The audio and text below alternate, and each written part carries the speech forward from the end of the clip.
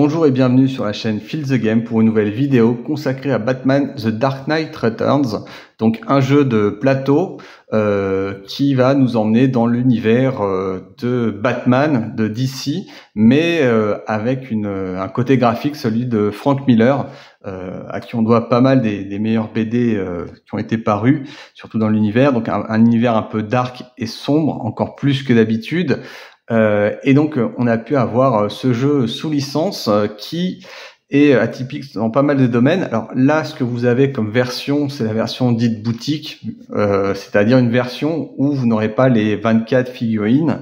Là, vous aurez des standees, c'est-à-dire des petits morceaux de carton colorés, et donc à un prix aussi plus abordable. Je crois que le prix, le jeu est vendu dans les 80 € dans la version boutique, jusqu'à 120 € pour la version avec les figurines. Donc voilà. Après, forcément, cette version a l'avantage aussi d'être dans un format assez petit. Si vous regardez bien, vous voyez la taille est vraiment petite. C'est pas que, et puis c'est un format aussi atypique pour ceux qui sont habitués des boîtes carrées. Donc un format un peu plus, je pense, album photo, enfin album comics quoi, mais enfin plutôt album bande dessinée. Et il a aussi cela d'atypique, c'est un jeu solo. Alors il le présente comme un jeu solo ou à deux, mais en fait c'est clairement plutôt un jeu qui est fait pour être en solo. Le jeu à deux étant un mode versus, donc je l'ai pas essayé parce que vous allez voir aussi que si vous achetez cette boîte, il va peut-être vous manquer un livret, et donc ce livret il faut aller le télécharger parce que je crois qu'il n'a pas été inclus dans les boîtes. Donc voilà, un format vraiment très atypique, très rectangulaire mais relativement fin. Et qu'est-ce qu'il nous promet? Alors pareil, moi je m'attendais à un Robin, hein, mais bon, il n'y a pas de Robin finalement. Enfin, pas à ce niveau-là. Pas en début de jeu, donc pas mal de cartes, pas mal de cartes de jeu, donc beaucoup de dés, 35 autres dés gravés, et voilà, on vous propose de vivre la légendaire bande dessinée de Frank Miller dans cet album-là. Donc vous allez voir beaucoup de cartes, beaucoup de dés, surtout des dés de tailles différentes, et une histoire où on retrouve un petit peu Batman, un Batman fatigué, un Batman un peu claqué. Est-ce qu'on va le retrouver dans le jeu? Alors je vous propose déjà de voir le contenu de la boîte. Donc vous retrouvez effectivement justement des livres de règles qui sont qui sont dans des formats album de même taille que la boîte, et qui sont un peu durs à lire, mais qui ont évidemment une vocation artistique, éditée pour vous immerger un petit peu dans l'ambiance, hein. Donc vous voyez un peu le contenu du jeu. Donc des paquets de cartes, des dés, y compris des dés avec des formes très étranges de batarang, je crois que ça s'appelle comme ça. Je suis pas forcément très expert, mais on retrouve pas mal de trucs. Et puis des cases, alors des cases qui vont être un petit peu étranges puisqu'ils sont divisés en 3 morceaux, voilà, donc des espèces de petits camemberts presque, j'ai envie de dire, et une carte assez étrange, alors colorisée. Certains ont critiqué. Bon, après c'est aussi pour permettre de voir. En tout cas, on reprend les couleurs de l'album, donc c'est un choix esthétique. Et puis de toute façon, je pense que ça a été supervisé par les ayants droit. Donc on retrouve un petit peu encore là le matériel. Alors il est plutôt bien fait en termes de prise en main, prise en main si j'ose dire, parce que moi il faut vraiment étendre les bras pour pouvoir le lire. Non, ce qui est bien, c'est au niveau de la mise en place d'une nouvelle campagne. Et si vous suivez scrupuleusement ce qui est dit, alors même sur 1, 2 ou 3 points auxquels vous trouverez pas forcément de réponse, il va falloir chercher un petit peu, mais globalement à 90-95%, on est plutôt bien. Là pareil, vous avez comment mettre les jetons. Alors il aurait été bien d'avoir un petit lexique qui reprenait chacun des jetons et pions pour un peu se retrouver, mais voilà, quand vous avez ça plus ça, c'est assez facile de mettre la mise en place. Sur la lecture de règles aussi, je l'ai trouvé plutôt bien faite, même si là encore il y a 1 ou 2 points où il faut aller chercher les informations dans d'autres secteurs, mais voilà, ce livre 1 vous permet rapidement de commencer la partie. Même s'il va y avoir un petit peu de mise en place maintenant, voilà, de 5 ou 10 minutes en gros, hein, mais voilà, c'est pas, va falloir mettre beaucoup de choses. Le jeu, je vais vous présenter après. Vous allez voir, il prend énormément de place. Il prend quasiment tout mon playmat, une bonne partie de la table. Donc voilà, ça c'est les règles. Donc comme le jeu va jouer en 4 chapitres, donc 4 boss de fin. Donc il y a 4 livrets et chaque livret va vous apporter ses règles supplémentaires et c'est cette partie un peu différente, quoi. Voilà. Donc je vous montrerai la carte un petit peu plus tard et je vais même la déplier après. Voilà, donc là comme j'ai un peu tout bougé, une fois qu'on a tout remis, il n'y a pas beaucoup de place. Alors ce qu'il y a de bien, c'est que quelque part c'est un peu optimisé, mais vous voyez, il y a vraiment là, alors il n'y avait pas beaucoup de sachets, donc j'ai fait comme j'ai pu, mais vous allez avoir un paquet de dés. Alors vous n'allez pas tous les utiliser, mais voilà, il y a vraiment des dés sympas. Ça c'est les dés de base de Batman, sous la forme de Batarang, donc de boomerang de Batman, et avec des effets, voilà, classiques, avec c'est écrit Pow, Ram, Block, des choses comme ça. Donc c'est vrai que je trouve ça plutôt pas mal dans un premier temps d'avoir ces objets-là qui sont plutôt beaux.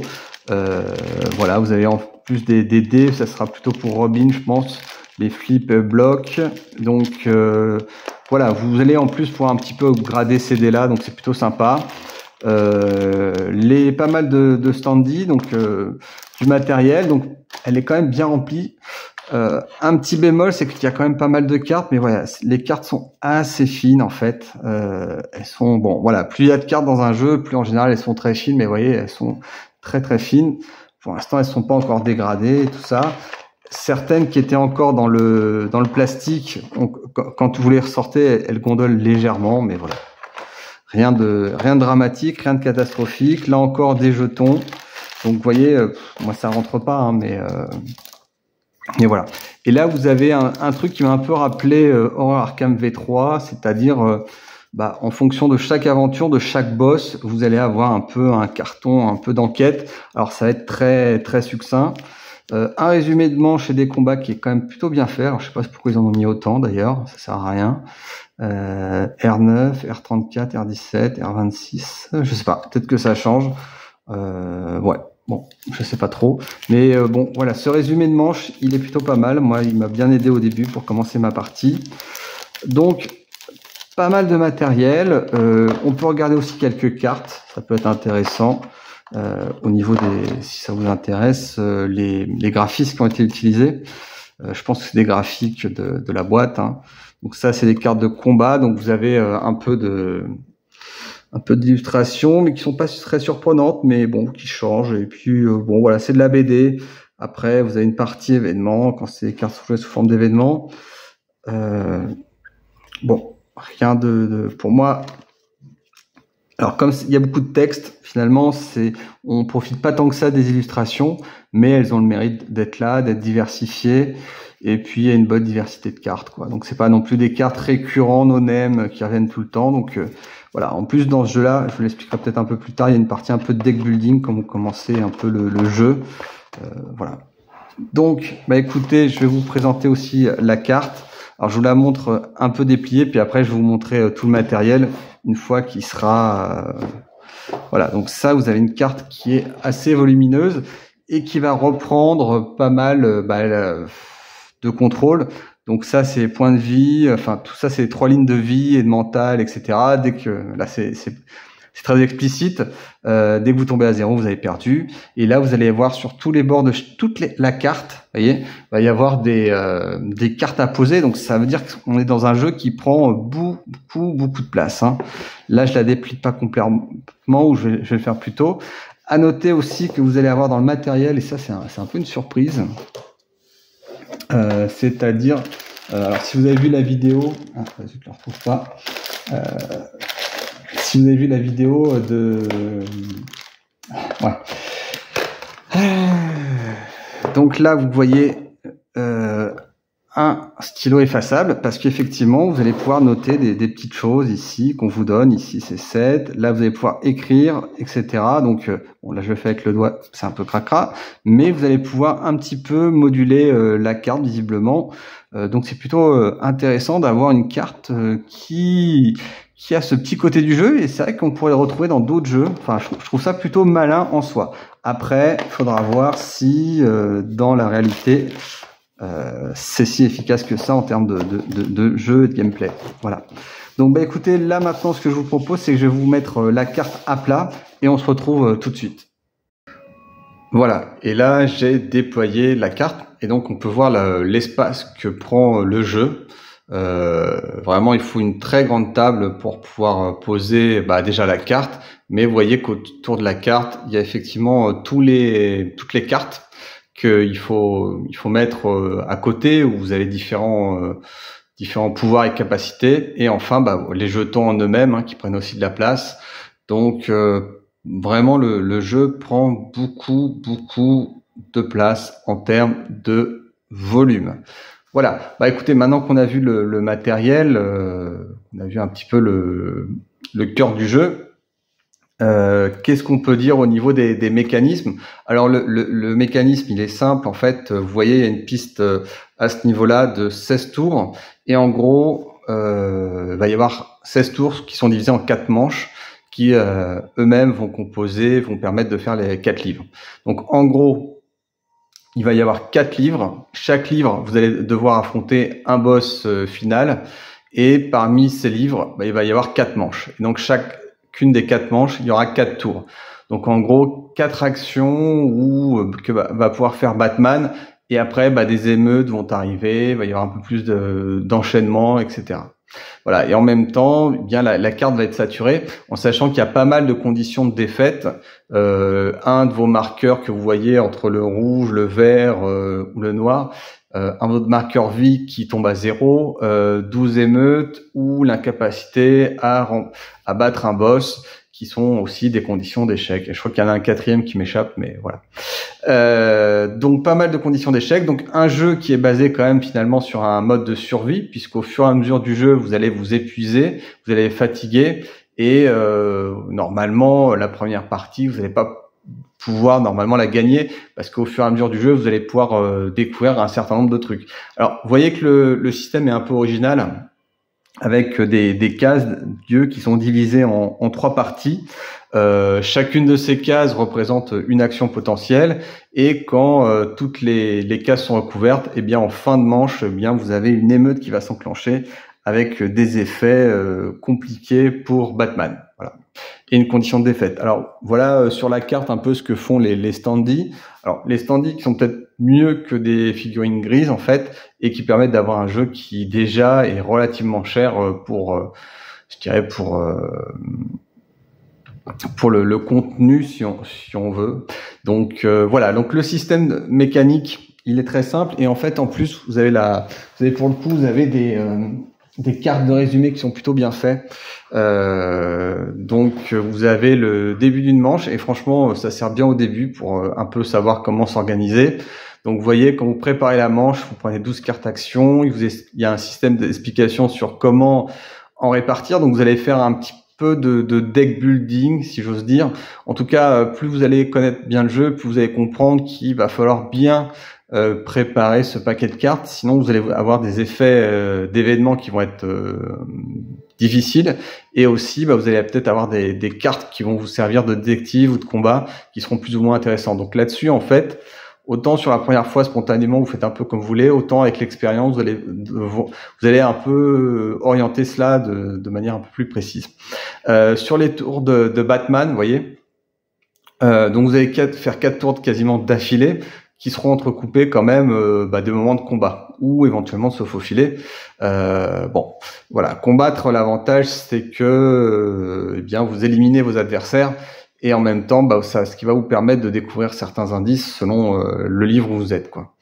Voilà, et après on répète ces 4 tours. Donc un jeu qui somme toute n'est pas très très compliqué en termes de compréhension. Le livre de règles, il est plutôt bien fait, même s'il y a quelques petites erreurs embêtantes, en termes d'organisation, des choses un petit peu gênantes. Un truc à signaler aussi, c'est qu'il manque un des livrets dans la boîte de base.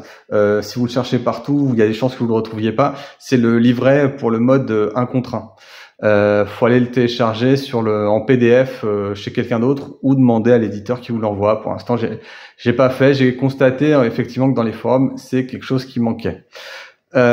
Sinon voilà, sur les règles, je vais pas forcément m'étendre très longtemps parce que je vous dis, elles sont pas très compliquées. Vous vous déplacez sur la carte. Vous avez éventuellement un allié comme Gordon qui va vous aider. Il y a pas, les règles sont pas très compliquées. Ce qui est rigolo, effectivement, c'est comme vous avez des dés un peu spéciaux, eh bien, vous avez soit des dés à 8 faces, soit les dés que je vous ai montrés en début de vidéo, comme ça.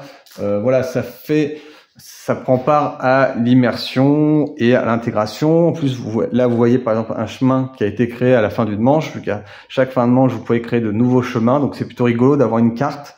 Et c'est une des originalités du jeu, d'avoir une carte que vous allez pouvoir compléter au fur et à mesure de la partie. Voilà. Après, c'est vrai que moi, je m'attendais peut-être à un peu plus d'effets, vous voyez, grâce au marqueur, qu'on allait peut-être agir un peu plus sur la carte. En fait, pas tant que ça. Donc, on agit un petit peu sur les événements, on agit un petit peu sur des nouveaux chemins.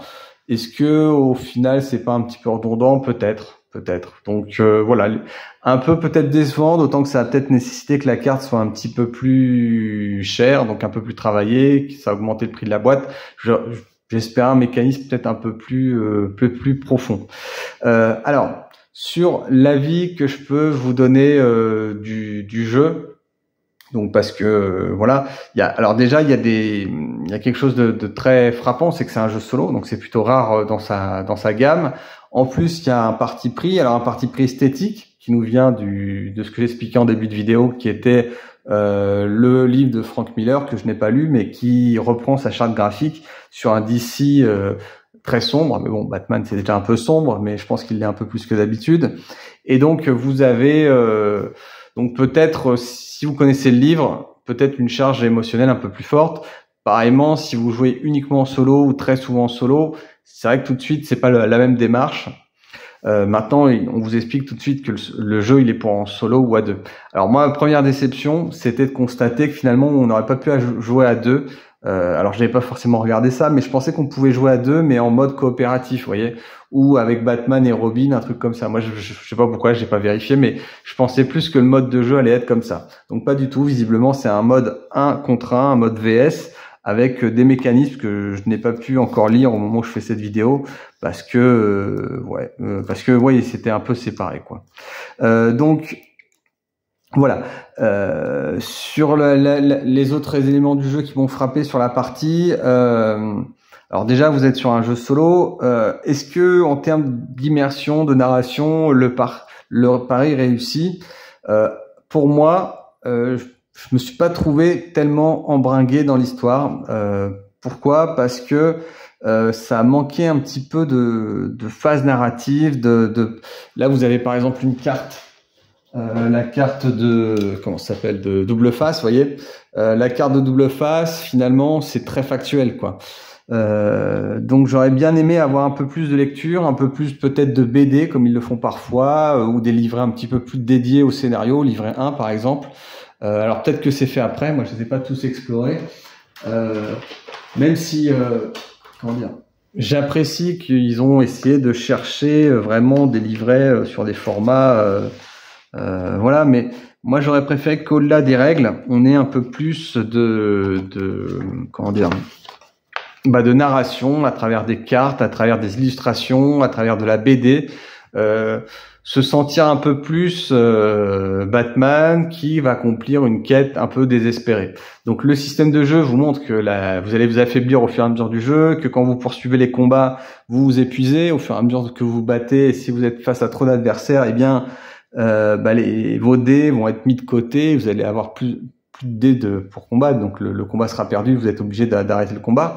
Mais voilà, j'aurais apprécié ça. Après, sur le mécanisme des règles en tant que tel, sur le mécanisme des règles, il y a quelque chose d'un petit peu répétitif, je trouve, dans le jeu. C'est-à-dire qu'en fait, on fait son déplacement, on va se battre contre des mutants ou éventuellement contre la police, et on lance ses dés. Alors les dés sont beaux, au début on est très content, et puis après c'est un peu tout le temps les mêmes dés, c'est un peu tout le temps le même truc, et on fait le combat et on gère. Et en plus, quelque part, il y a un petit côté peut-être un peu, alors qui touche à tout, mais je sais pas, il y a beaucoup d'éléments intéressants, hein. Il y a le deck building qu'on fait au début, mais finalement on passe beaucoup de temps à peut-être chercher une meilleure optimisation des cartes. On va peut-être chercher une meilleure optimisation des lieux où on va placer ces cartes pour gagner le scénario. Donc voilà, je trouve que ça manque à la fois de... Ouais, il y a quelque chose qui monte pas. Voilà, je vais être... Il y a quelque chose qui m'a pas attrapé, que ce soit en termes de narration ou en termes de règles, où j'ai trouvé ça un petit peu répétitif. Et en fait, au bout du bout, je me dis que le jeu, il est vraiment destiné ou fait pour ceux qui aiment les jeux solo purement. Enfin, ce que je veux dire par là, c'est que ceux qui sont habitués uniquement à jouer en solo, déjà, il n'y aura pas l'option d'être à deux que moi j'aurais voulu aimer, hein, c'est-à-dire de jouer à deux en coop. Moi, ça m'a vraiment plu d'avoir ce mode-là. Faire la campagne à deux, ça m'aurait vraiment plu. Donc, c'est vraiment déjà un jeu solo. Mais sur des jeux solo, moi, il y en a d'autres qui m'attrapent plus, quoi. Alors, c'est peut-être des jeux comme Nemo Soir en anglais, c'est Frostpunk où la narration m'a un peu plus attrapé. Et là, je me retrouve plus dans un jeu de plateau comme à la Hellboy, ou même, je pense à d'autres jeux qu'on peut jouer en solo, comme Voyage en Terre du Milieu, où je suis un peu plus immergé. Alors, parce qu'il y a plus de narration, il y a plus de discussion. Donc, quand on a l'avantage d'être en solo, avoir un peu plus de cartes de lecture, avoir un petit peu, voilà, peut-être aussi plus de twist dans le jeu. Alors oui, il y a des cartes événements, mais à la limite, les cartes événements, vous allez les lire, vous allez les préparer. Donc c'est un petit peu dommage. Voilà, ça manque un petit peu de rebondissement. Maintenant, si vous êtes fan de Batman, si vous êtes fan de Frank Miller, je pense que le jeu en solo, il est pas mal. Il va aussi manquer peut-être un peu de rejouabilité. Ça, c'est aussi un des défauts que je trouve dans ce jeu-là. Alors moi, j'ai même pas été au bout du livret 4, hein, mais je trouve que finalement, une fois qu'on a fait ces 4 scénarios, une fois qu'on s'est un peu amélioré dans la technique de jeu pour le placement, pour l'optimisation des mains, etc., finalement, le jeu, ouais, vous le faites, mais il n'y a pas quelque chose que vous allez pouvoir retrouver. Alors, est-ce qu'on peut faire varier la difficulté? J'ai pas l'impression. Donc, finalement, pareil, avoir des modes de difficulté dans un jeu, ça me semble quand même assez intéressant. Alors, bon, après, on peut toujours faire des règles maison pour les augmenter. Je pense que c'est pas très compliqué d'augmenter le nombre d'ennemis que vous pouvez mettre pour augmenter le niveau de difficulté, mais bon, ça reste un petit peu artificiel, même si c'est un peu évident. Donc voilà, finalement, moi, mon bilan, c'est que j'en attendais pas mal de ce jeu-là, parce que vraiment, du jeu solo sur un thème super intéressant, et finalement, l'idée est plutôt bonne de prendre Batman sur un jeu solo. Je trouvais ça vraiment pas mal, mais je trouve qu'on passe un petit... Voilà, l'argent a plutôt été mis dans le matériel, même si voilà, hein, comme je le disais, les cartes sont pas non plus très épaisses. L'argent était peut-être mis plus sur la charte graphique, peut-être mis aussi sur le paiement des droits à DC. Et je trouve que le système de jeu est pas fou. Je trouve aussi que la rejouabilité est pas folle. Donc je pense que une fois que j'aurai fait quelques parties, il y a des grandes chances que je ne garde pas le jeu parce que je me projette pas forcément à y rejouer dans quelques mois, quoi. Voilà. Donc voilà pour mon avis. Si le jeu vous intéresse, écoutez, n'hésitez pas à laisser un commentaire si vous avez des questions. En tout cas, si vous avez apprécié cette vidéo, un petit pouce vers le haut, c'est toujours apprécié. Un like et n'hésitez pas à vous abonner, si c'est pas déjà fait. Je vous souhaite une très bonne journée. Au revoir.